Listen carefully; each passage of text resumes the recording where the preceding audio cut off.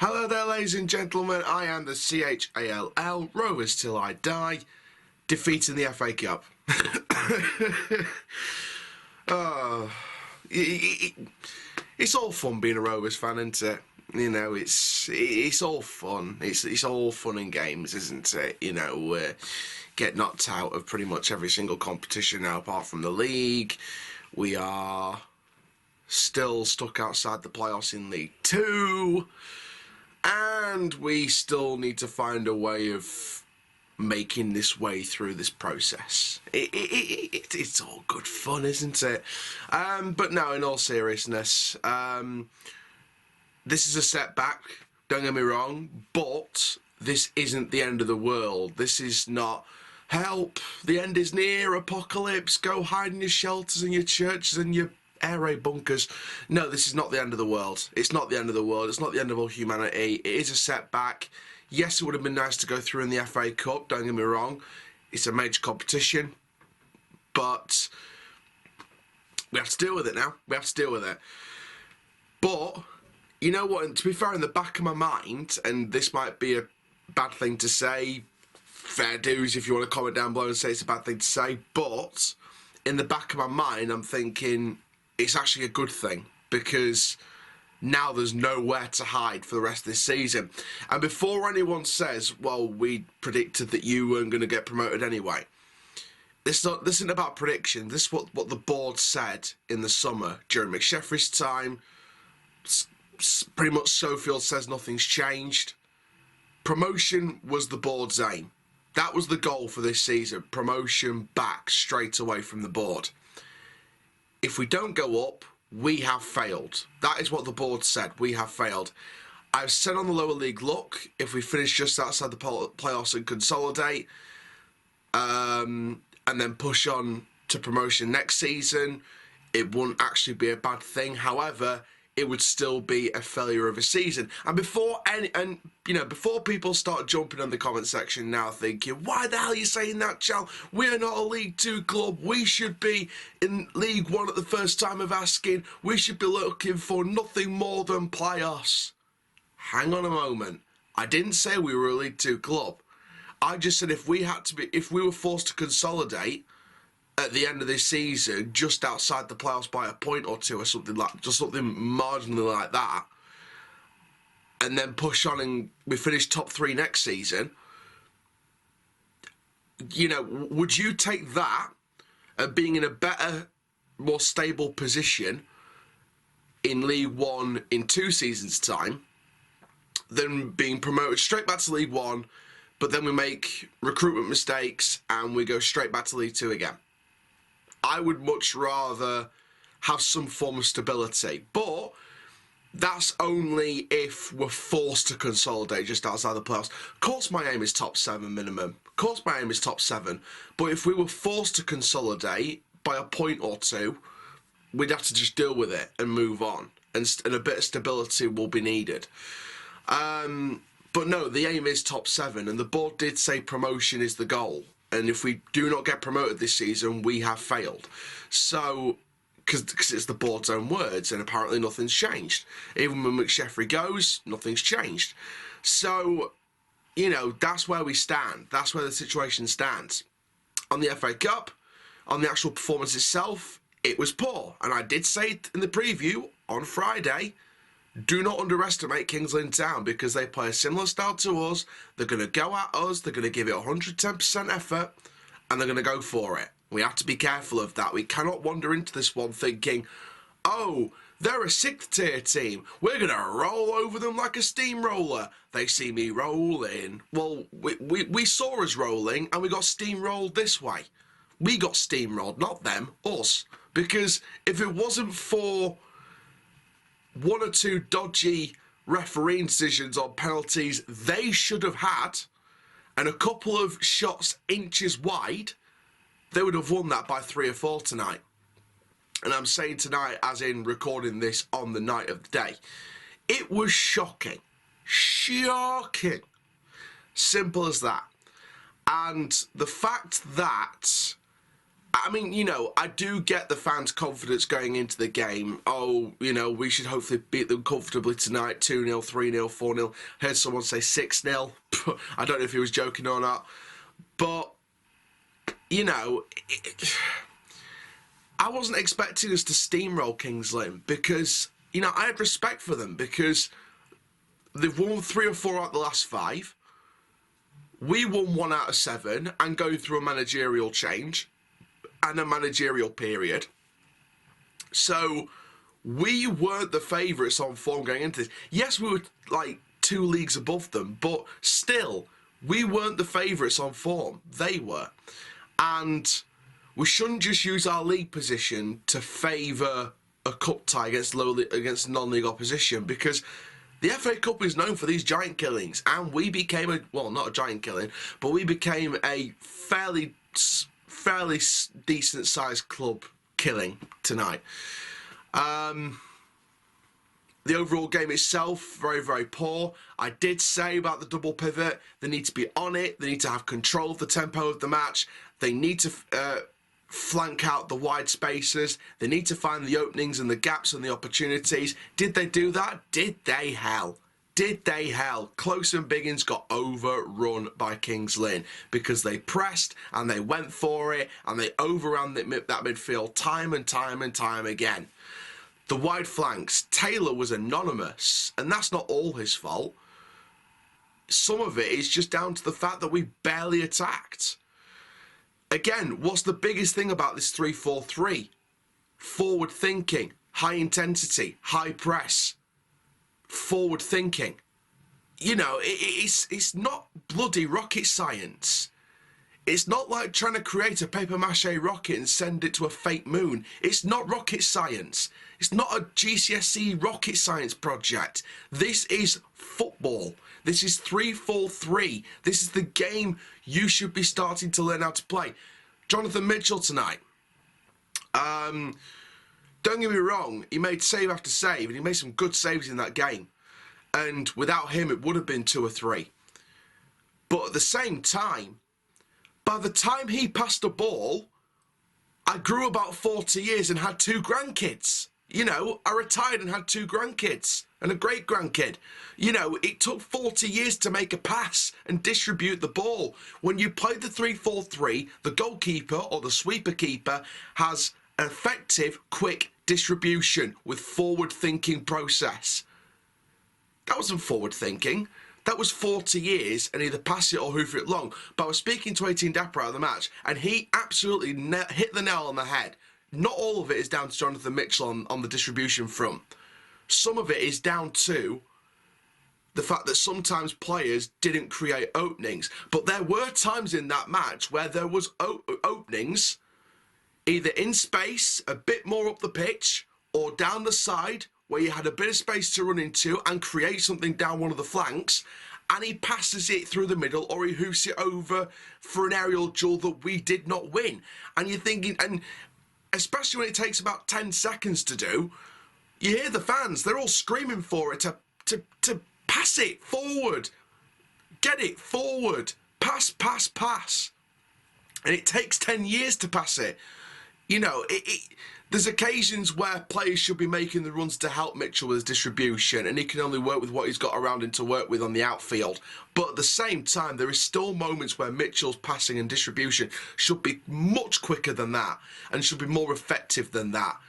And it's all about decision making, it's all about his distribution, it's all about his effectiveness, his passing techniques, his crossing techniques, because let's face it, if there was an opportunity to literally cross the ball downfield to an opposition player who you know is confident can win an aerial duel, there is that option. The back 3, shaky. Faulkner had he had a terrible evening. Kings Lynn's attack were all over Bobby Faulkner. Kings Lynn did the flaming research. They knew what we were going to do tonight.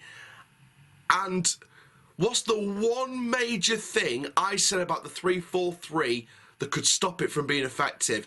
Counter-attacks. What did Kings Lynn do? They played their pressing game, and every time we lost the ball, they counter-attacked. We were tracking back trying to close gaps. They just zigzag through our gaps and get a shot wide, a shot saved, or some effort goes in the back of the net.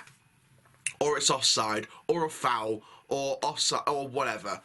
You know, something happens at the end of it where it's positive or negative for Kings Lynn. Something positive or negative happened on their attacks. In our attacks, did anything positive happen? Barely. Barely. You know, probably the player of the match was either Mitchell for the saves that kept us in it, or I'd probably look at Max Waltman. If we're looking at players that also didn't play a full 90 minutes, Max Waltman. Because when he came on, he actually looked like he could do something. He actually had the skill about him, the technique about him. And what did I say for the last couple of weeks? Give Max Waltman more minutes because we know what he can do. But again, it's just... And I hear people say, you know, give Miller some support. Maybe the time has come now where we play the 3-4-3, but we have it as a flat 3 strikers. So we have our wing backs and our double pivot, but we bring the wingers or the wide forwards actually further down, and we have a flat 3 strike force of Miller, Waltman, and maybe even Molyneux. Maybe play Molyneux as like a right striker and have him playing up front as your sort of technical one to cut inside with his on the right hand side. Waltman down the left hand side, and then Miller down the middle as your flat 3 strike force, and have your double pivot behind and your wing backs and your centre back 3 and your goalkeeper behind. Maybe that's what we're going to have to do. Because let's face it, Schofield will not go away from the 3-4-3, but there is ways of versatility in the 3-4-3. You can have the flat 3. You can have 2 playmakers behind the number 9. You can have, bloody hell, you can have 2 strikers and then one drops deep as a centre forward or a cam as an attacking midfielder. There's ways of doing the 3-4-3. There's ways of versatility. There's ways of getting around the 3-4-3 using versatility in the play, and we have the versatility to do it. But you can still stick to the formation that you want to play. So, 3 at the back. What's the major disadvantages of 3 at the back? The wide centre-backs have to cover the gaps. The main centre-back has to cover the gaps left by the wide centre-backs either side. And what's the big thing with the defensive 5, with the attacking 5? What is the big thing about this formation? Communication. Hello, Graham Alexander Bell, or whatever your name is at the start of the telephone. I think we need inventing again, because communication was all over the place in that game. You know, near towards the end of the first half, Jonathan Mitchell got a man very much near him. What does Roshan Williams do? Backheels it to Mitchell, and a Kings Lynn player almost snatched it off Mitchell, and it would have been a goal. And we finally got it cleared away. Communication, Mr. Roshan Williams. You've been a really improving player this season compared to last season. But it's those things in the game that you need to improve on in that formation. Communication. And think back to Roshan Williams when he first came to the club. He started off in a back 3, then it was a back 2. Now we've gone back to a back 3 again. And it's just getting the best out of him. When you analyse the centre-backs, Long, Younger, Oluwu, I see as your wide centre-backs. Long and Oluwu left, Younger on the right. Noel obviously can play on the right as well, but he's more of a right wing back. He's only at centre-back if it's a last resort. Then you've got Bobby Faulkner, who for me is a no-nonsense centre-back. You have him in the middle, or you can play him on the right-hand side if need be. Then you've got Williams and you've got Anderson, your stoppers, your ones in the centre of the 3.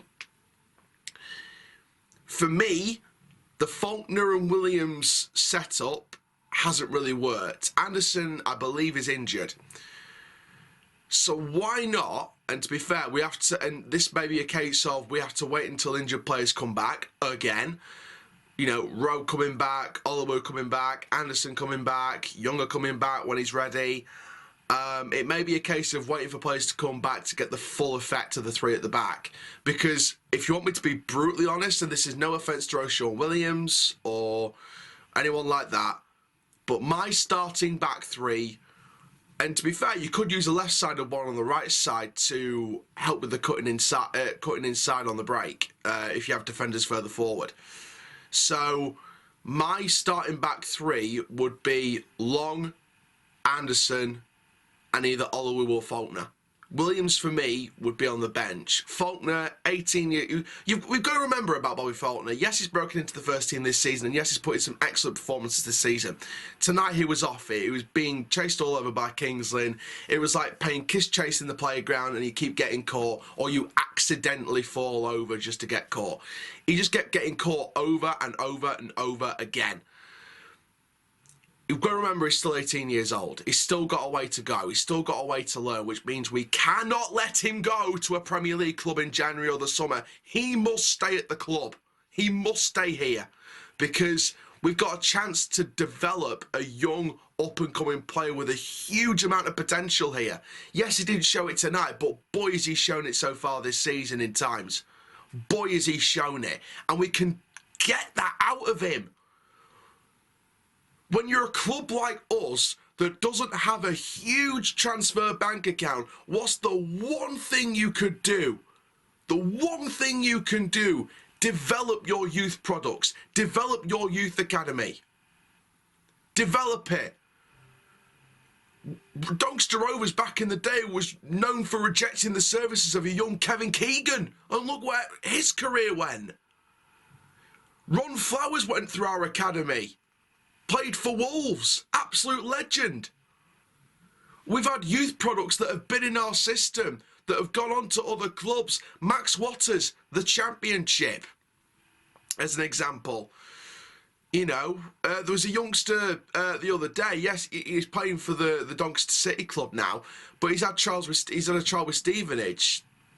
You know, stories like this, you know, this is the opportunity now to develop the club's youth system and develop future stars through our youth system and really invest in the youth system, because that could be the shining light. Obviously, you bring players in through the transfer market, but when you've not got as massive transfer budget for our point of view, compared to other clubs in League One and League Two, I mean, let's be brutally honest, shall we? Our transfer budget is not as big as the likes of Stockport and Bradford. And when you look in League One, when we were in League One a couple of over the last season or so, you know, look back at the 5 years we were in League One. Our budget financially could not compete with your Charltons and your Ipswich and your Sheff Wednesdays and your Plymouths and, you know, even Oxford to an extent, Portsmouth, you know, Bolton when they got the takeover. Barnsley's got a decent budget. You know, we can't compete financially with them, so we have to work smarter. Develop the club's youth system, find the gems. Yes, it'll have to be free transfers, but League One and League Two are at least 50 to 60 to 70% free transfers. So it's not rocket science. You know, Bobby Faulkner is an example of developing the club's youth system and the sports college. That is an example of developing the up-and-coming talent of the future. You know, I was down at the sports college trials earlier in the summer, and shout out to Club Doncaster for inviting me down, because it was wonderful to be there and see the next crop of people coming through. You know, any one of them could be the next Bobby Faulkner. Any one of them could, if they work at it, make it through the youth system, make it into the under-18s, make it into the seniors, make it into the Bells. Not just the men, but the women as well. The women have a fantastic opportunity to be a part of a growing, ever-revolutionising Bells squad that long-term, I'm sure, will want to get back to where the Bells were in the past. Don't forget, the Bells were one of the most successful women's teams, and is still one of the most successful women's teams of all time. 6 FA Cups. 6 women's FA Cups. We've got an opportunity here with the likes of Bobby Faulkner to develop him. Do not sell him on.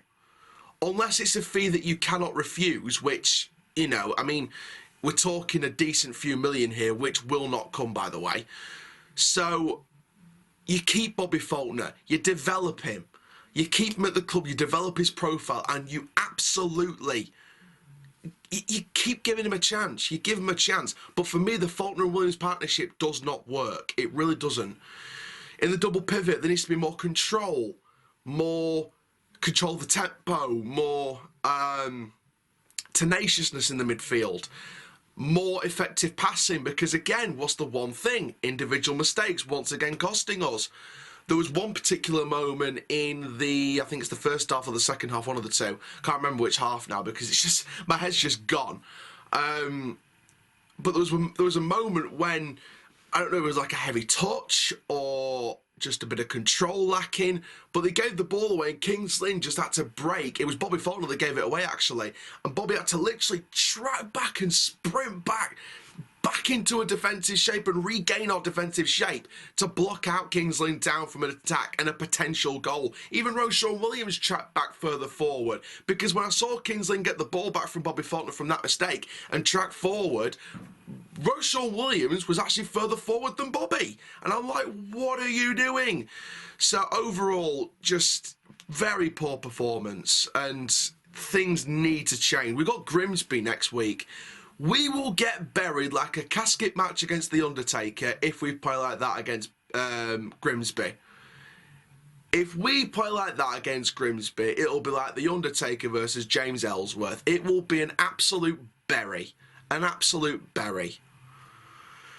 Let's go into player ratings. Obviously, they are at the side of the screen as well.